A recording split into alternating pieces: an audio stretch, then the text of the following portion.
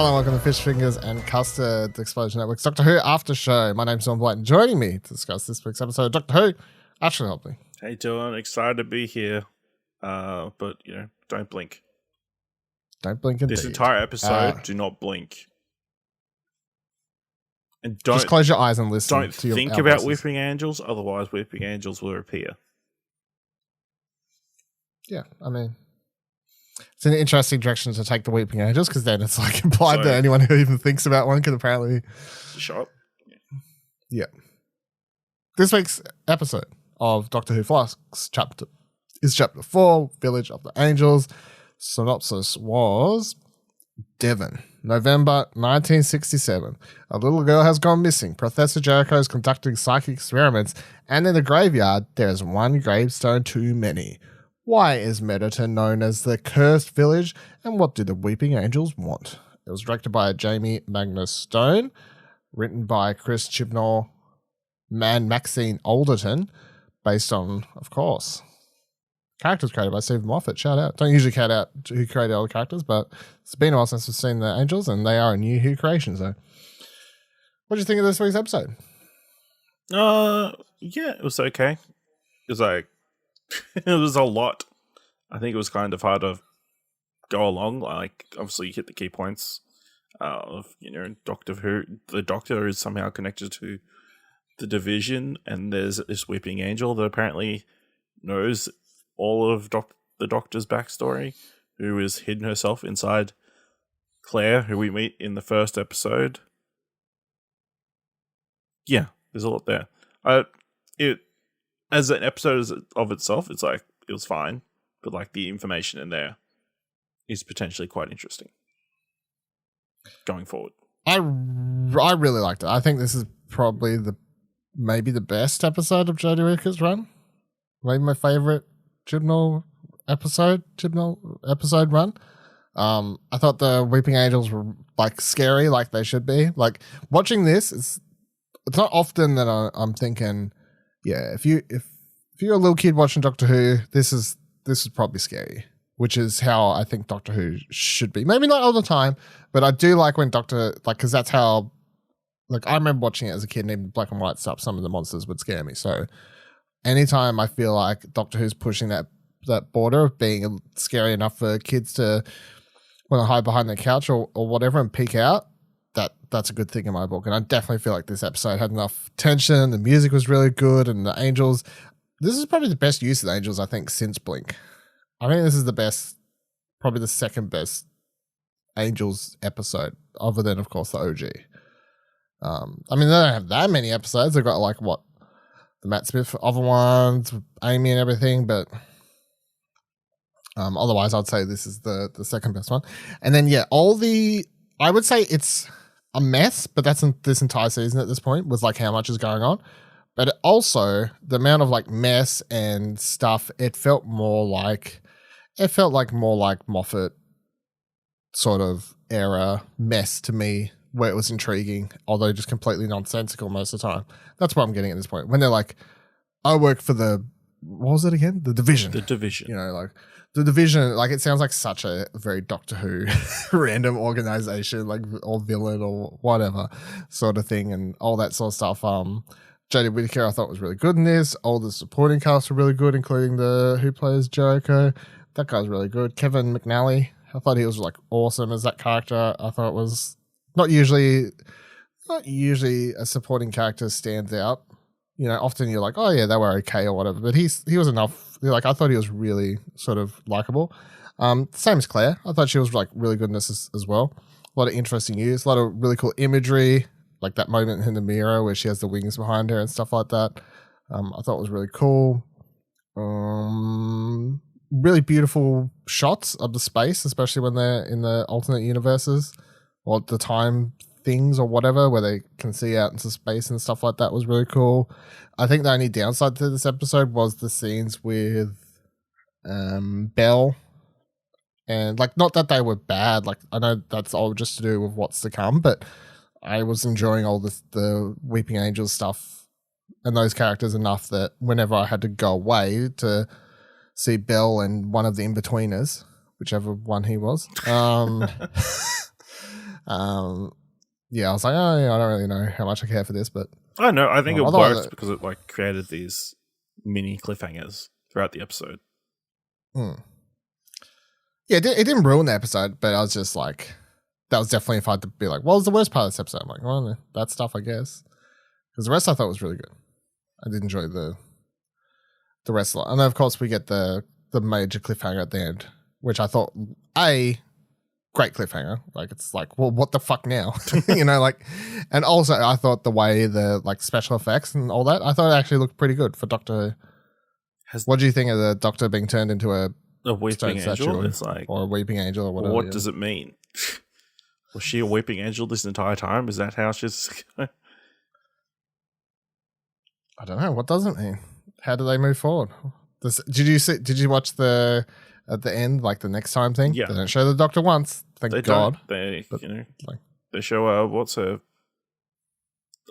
face from who we haven't seen for ages. Yeah. I can't remember the character's name. I can't either. From Unit? From Unit. Not since like Kate. Yeah, not since like the second season of. Yeah, where they were like Unit shut down or whatever. Yeah. Like, okay. So it's cool. It looks like Yaz and Dan are going to be stuck in 1900s. Yeah, they say a couple years. Yeah, something like that. Yeah. That's got to be depressing. I think there were like some interesting visuals, like obviously with the town like being completely like cut off at one point. Yeah, all that stuff. That's what I mean, like the space stuff or whatever. Like, what does that even mean? How does that? Do they pull this entire town off the planet, or?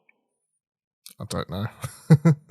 There are so many questions, but again, that's a problem with this. We keep saying this side of every week, where it's like it's annoying, but also they set you up with expectations. They're like, this season it's called Doctor Who Flux. It's a big connected story, and you sort of have these like mini things happening each episode, but all in all, it's all connected. So you have all these questions at the end of each episode, especially this one's got so many cliffhangers. This episode had a lot of questions, but I felt like it was more manageable than last week's, which just felt like just a lot without much of a interesting through line main story.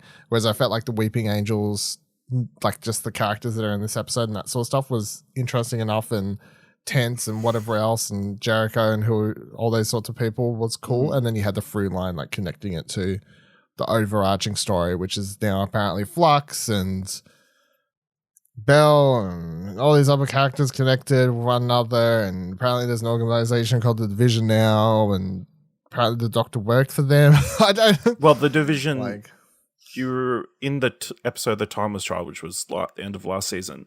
Also, we had the police officer dude. Remember? Mm. Yep. So when he finishes, I barely remember. Yeah, when he finishes up, he gets an award, and it says for services to the Division.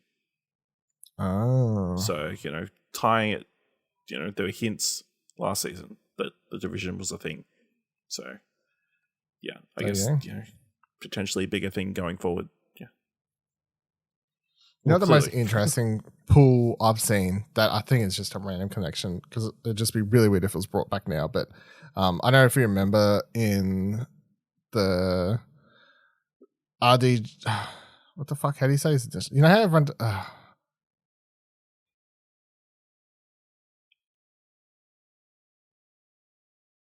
I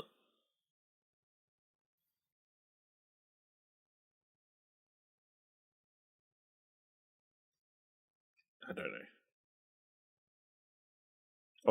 Of this run. Yeah. Who's coming back, right?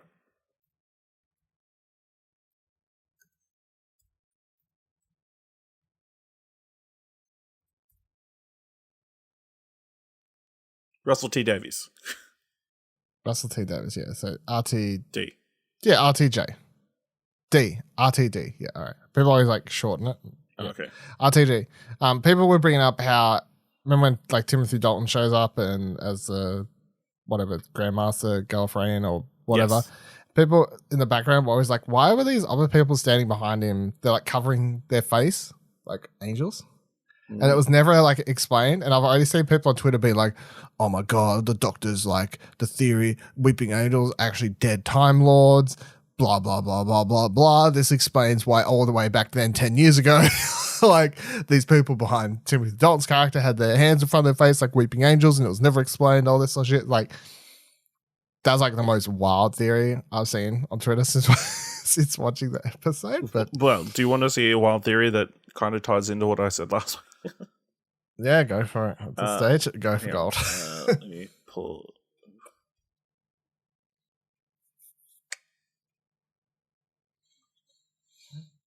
Here we go. So obviously we got Bell. So Bell, the actual name or word, is a title rather than a genuine name applied to various gods in Babylonian religion, usually signifying Lord or Master. You reckon Bell's gonna be the master? That'd be boring, wouldn't it? Are we sick of the master secret thing? What if the master's, but tying into my theory from last week, that the master's the doctor's parent? Yep. Hopefully it's not. Because that wouldn't make sense, because then how's the master a Time Lord? If all the Time Lords are like based from the Doctor. Yeah, if they're going to stick to unless that and not do a unless the swerve Timeless Child is not the Doctor, and this is a giant misdirect, and it was actually the Master. Yeah, I'm gonna say they're still gonna. I'm gonna say they changed that. I just don't feel like they're gonna stick to that. Do you reckon it's more likely that the Master was actually the Timeless Child, and that's why the Master's got a grudge? I don't know. I feel like they still want to make the Doctor to be, which I know would still annoy some people, but I still feel like they want to make the Doctor more than just Joe Schmo who stole a police box. They want to do something that makes the Doctor more important as to why they like being so important. Yeah, which I get, but they just didn't really pick the right. Right, they went a little bit too far over the line, I feel, for that. But I mean, that would be an easy way to reset what they've done before. It would, but I don't want the Master to be the creation of all Time Lords. Do you imagine how many Masters in the future we're now going to have to see yap on about how the Doctor wouldn't exist without them and how they're better than the Doctor and blah, blah, blah. Like, just save me from that, please. Like, there's only so many monologuing Masters I can take in my lifetime, you know? Need to get something new out here. Also, shout out to the Ood I saw in the Next Time trailer. It's been a while. Ood. I love a good Ood. The dog alien back again. Doggo's Shield's back. breaking. Earth Defense Forces are open. Don't know, which means we're intercutting back to... Yeah, see, I assume that's where Kate comes in and Unit. Maybe they're teaming up. That would make the most sense as to why Kate's in it. Because it's not like Kate's going to show up in 1907 or wherever the fuck Dan and Yaz. That doesn't really make too much sense. Again, a lot of separation between the Doctor and the companions continues to be sort of a theme nearly in the show. Like, the Doctor's spent a lot of time with the side characters in each of these episodes, but barely spends any time with companions. Have you, like, I don't know if I'm just making this up, but I feel like the Doctor for all these episodes them to do the work they need to do away from her. Well, she takes care of the little people. She spent all this time separated. Now, what's happened? Yeah, she's a statue. It's true. Rip. You would think even if the Doctor got turned into an angel and like that counts as a form of like dying, they should just regenerate, right? I don't know. Well, I mean, they're not dead. We assume these weeping angels are living things, right? That's true. I don't know. Yeah, I don't know.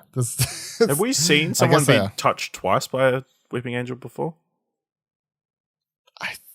In my mind, I say yes. I can't think of exactly where, but I feel like we have. Surely they would. Because isn't that the whole idea that they send someone back and then? No, they just want to send them back and eat the energy from them being sent back. You know, if they touch them again, they're like, isn't that how they like get a fuck ton of energy? Because they're like sent back out of their time, so now they're nice and ripe. I don't know.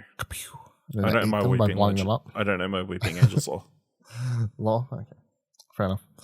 And then shout outs to whoever the fuck that big blah blah blah what they call it, the passenger. Shout out to Iggy Pop. What's her face? I can't remember what her name is. Swarm's. Yeah. It reminded me Swarm's partner. Yeah.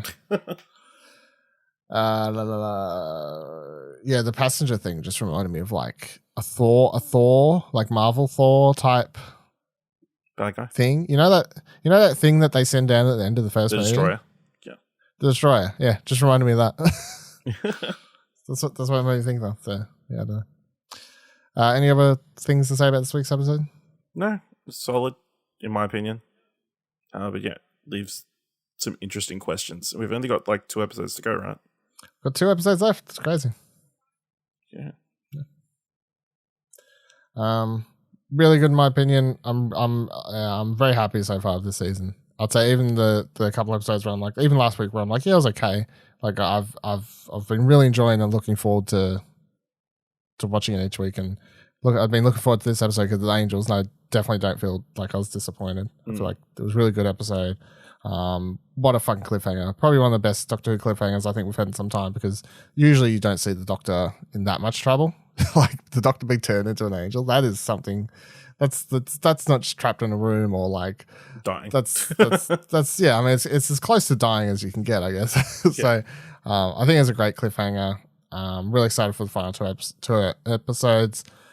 Just how this all wraps up and how that leads into the final run of Jodie's Doctor, which not only isn't the run of her Doctor, but also feels like they're going to do some drastic changes, I guess, coming into the next regeneration and whatnot. So a lot of questions for 2 episodes to try to answer, unless they're going to leave a lot of answers to be found within that 4-season arc, which wouldn't be too much of a 4-episode arc, I guess, throughout next year, the specials, which wouldn't be too big of a deal because that's kind of what they did with Tenet as well. Like he was traveling around in search of answers and things and feelings and people. So I guess that would make sense. I wonder if they'll do a similar thing where they actually ditch both the companions and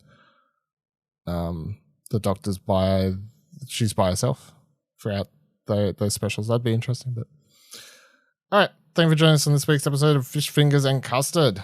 Don't forget you can find this podcast, all of the great podcasts, on explosionnetwork.com. Or search your podcast feeds for Explosion Network. You'll find some podcasts that way. Until next week, don't forget to don't blink. Do not blink. All week, don't blink.